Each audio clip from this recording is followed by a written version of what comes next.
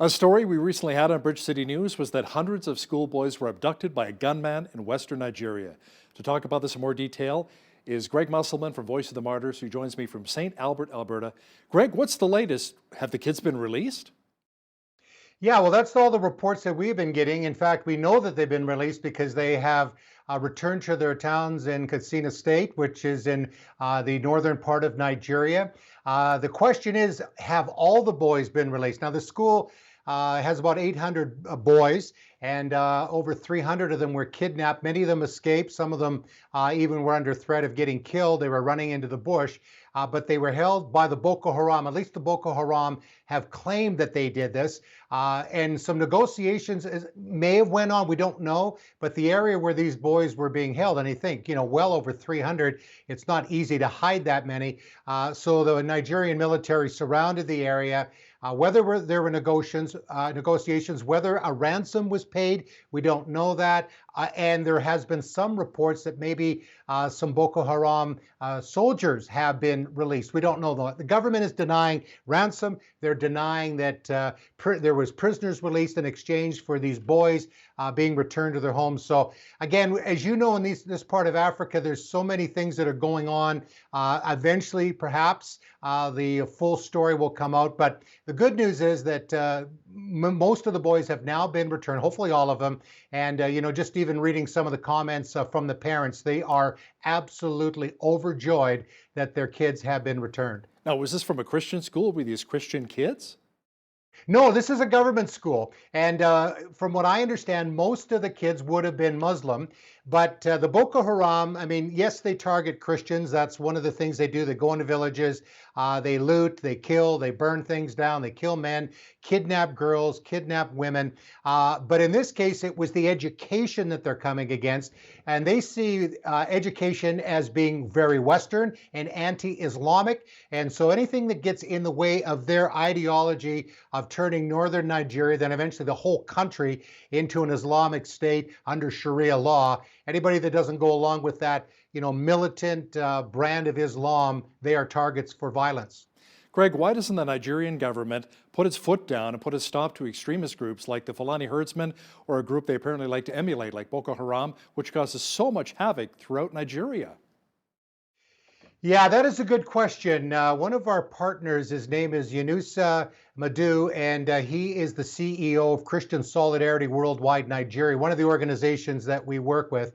And I asked them that very same question. And this was in light of attack after attack of Christian villages.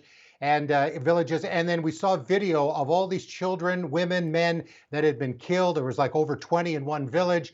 And there was like more than 600 Christians for the first 5 months of this year that had been killed. And I asked them that very question, so why is the Nigerian government not doing more? And he said either they are incapable, or they are, they don't want to, or they don't care. Now, interesting that, all these stories, and, we could talk for the next 2 hours just about stories in the last couple of months that have been taking place, in Kaduna State, in Plateau State, and other places in the central part of Nigeria, in the northern part of Nigeria.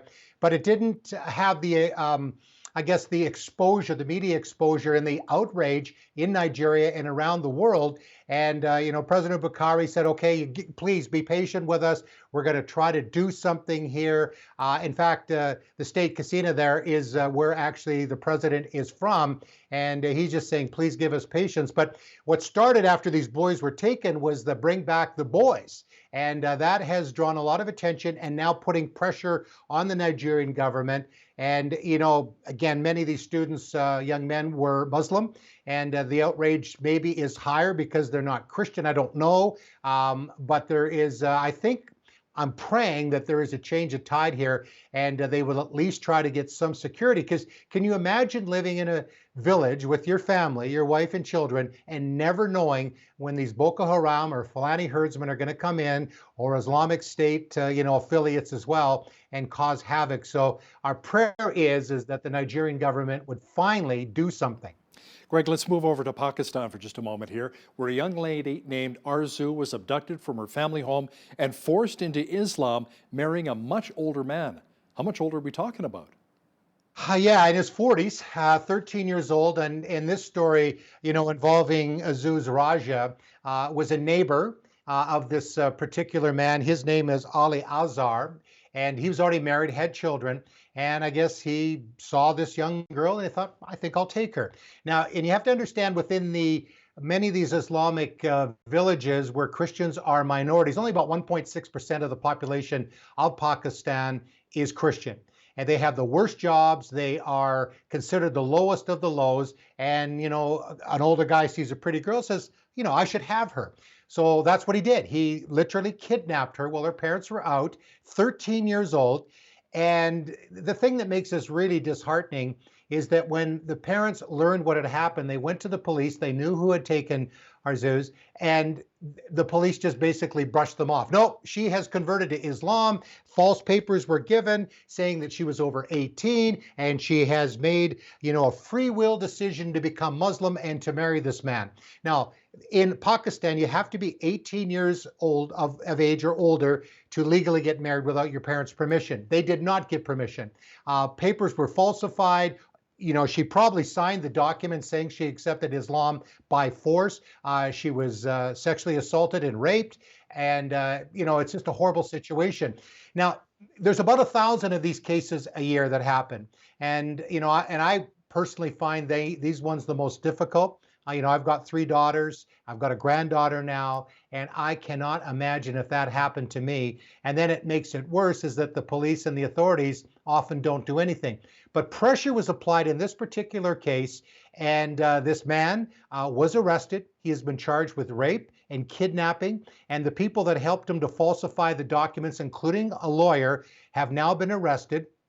And I hope he's going away for a long time, that, justice needs to be served here. Arzuz was put into a shelter when this was happening, before things get straightened out. Sure. And just before she was put into the shelter, her father, when he heard the decision that his daughter was to be returned to this man while it was being sorted out, and he was on the second floor of this courthouse, and he was going to jump to his death. Oh, Fortunately, wow. there were human rights workers and lawyers there that, pulled him back and just said, Kate, please don't do that. That'll make it even worse. So Arzuz was taken into a shelter, and that is where she is currently. She is free to go home, but she doesn't want to go home now. And the feeling is that she has been so brainwashed and she is under fear. Not only, this particular man that did this, but also other Muslims in the community are saying that they're going to kill the family if she's returned. And it's a horrible thing. And unfortunately, Hal, this goes on all the time. We hear so many stories. It is so disheartening. The Christians are so, persecuted there. And then, this is the worst kind of persecution when you attack the children this way. And in many of the cases that we have seen, some of these young ladies have already had children, and they're far underage. And hopefully the government of Pakistan will start doing something now, especially as international pressure is applied. Greg, you mentioned that Pakistan has a very small Christian population, the percentage like 1.6 points, 1.6%. But how many are actually turning away from Islam to Jesus right now? And how dangerous is it for people to convert to Christianity? Well, we don't hear the huge numbers like we do in some other countries like China or even Iran and, in parts of Africa. But I do know that people are turning to Christianity. They're leaving Islam. In fact, I have a friend that I keep in constant contact with. He's in the northern part of Pakistan, which is the most dangerous place, Taliban territory. He is a former Muslim, and he has suffered greatly. In fact, a few years ago, I was in a Bible college in Pakistan teaching the theology of persecution and discipleship. And some of the students that were there, people that I ended up interviewing and getting their stories, and they come from Muslim backgrounds, and they have had it very, very difficult times. It's and not only for them, but also for their family as they're threatened. So and whether it's Pakistan or other places, Muslim countries, Middle East, whatever, is the harshest persecution is often against the Muslim converts. But God has been doing an amazing work among Muslim people around the world, dreams and visions, and that's happening in Pakistan. People are turning to the Lord, and and we may not even know the statistics because of the dangers that are involved, but with our partners and the people I personally met, they are turning to Jesus, but they are also paying a huge price. So it's a very, very dangerous place. And many Pakistani Christians have left the country.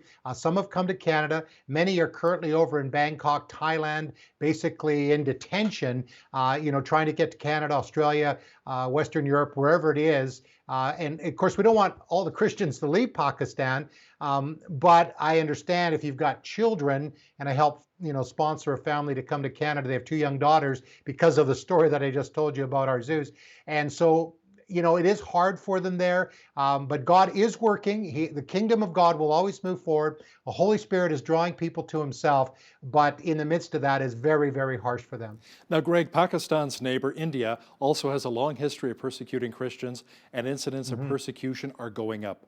Why is that the case? Well, if it probably goes back, well, I mean, it goes back centuries, but particularly the last 10 or so years, there has been a real rise up of militant Hinduism. And particularly when Prime Minister Modi was elected in what's called the BJP. It's a very radical Hindu organization, government. I mean, it covers all sorts of things. And really their motto is, if you are Indian, you are Hindu. And Muslims also, I might add, in India suffer incredible persecution as well. But we hear stories, at least one every day, from somewhere in India. I mean, it's a huge nation, second most populous in the world behind China. Again, if you are not following Hinduism, you are a fair target. And you get some of these states like Tamil Nadu, Jharkhand, Uttar Pradesh, that are really suffering, and the levels of persecution are increasing. There's a young man named Kandi Modi, and he was recently killed for his faith in India. 27-year-old man. These militants knocked on his door. They dragged him out, and his wife and his young children were there. And knowing almost for certain that he was going to be killed, he told his wife, "Be strong in the faith. Do not deny Jesus." And he was hauled off and he was murdered. Wow. And, Greg, now when it comes to a country which is seeing the fastest growth of Christianity around the world, you say it's actually Iran, another Muslim nation? Yeah, this is a fantastic story because, I mean, again, there is persecution, and we hear of, people like an Ibrahim that we know of there. Farouzi, he was sentenced to 6 years in prison. This is back about 7-8 years ago, and then he was put into exile, and so those kind of, and again, a Muslim convert. But Iran, 1979, just a brief history here, it became under Islamic law, or became more radical. It was supposed to be the perfect utopian Islamic state. Well, that never happened. Ayatollah Khomeini, remember that, and after the Shah of Iran, but it never delivered. High divorce rate, drug addiction, unemployment. People have become very discouraged. The only nation in the world ruled by clerics. And so the people there are tired of it, and especially the young people. Now, not all of them are turning to Jesus. Many are just turning away from God altogether. But many, especially the young people, are turning to Christ. And my friend down in Dallas, he's a former Muslim and works with Iran Alive Ministries, Dr. Hermos Shariat. And he was telling, his goal is to see 1 million Muslims come to Jesus. But they have a ministry that broadcasts on satellite television, through the internet. And he was telling me, this is just recent, and again, Iran having the fastest rate of growth of any church in the world. He said just their ministry, and it's hard for people to call out of Iran, but 50 people on average were coming to Jesus every single week. Wow. Since COVID, 500 on average are coming to the Lord. And that's, I mean, again, if you go into Jeremiah the prophecy, it talks about God setting up his throne in a place called Elam, which is modern day Iran. The prophetic future for Iran is absolutely amazing. It is going to come under judgment for sure.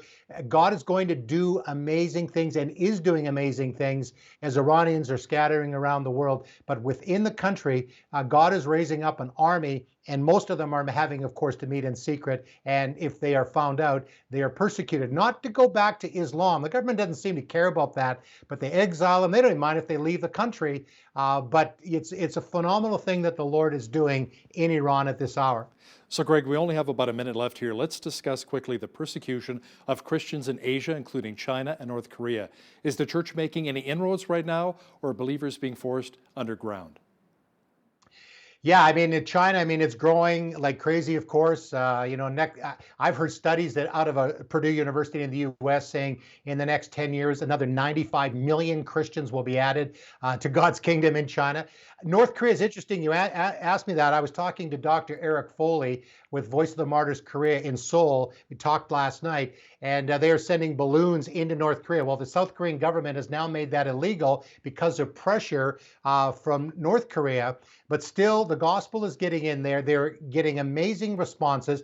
And during COVID, the military people of North Korea are so fearful that if they get COVID, they could get executed or exiled. They're afraid to go to the homes of anybody, especially the Christians. And as a result, they actually right now have a little bit of freedom, and they're meeting, they're worshiping together and studying God's word. And the gospel is going forward in North Korea. It's amazing how God works.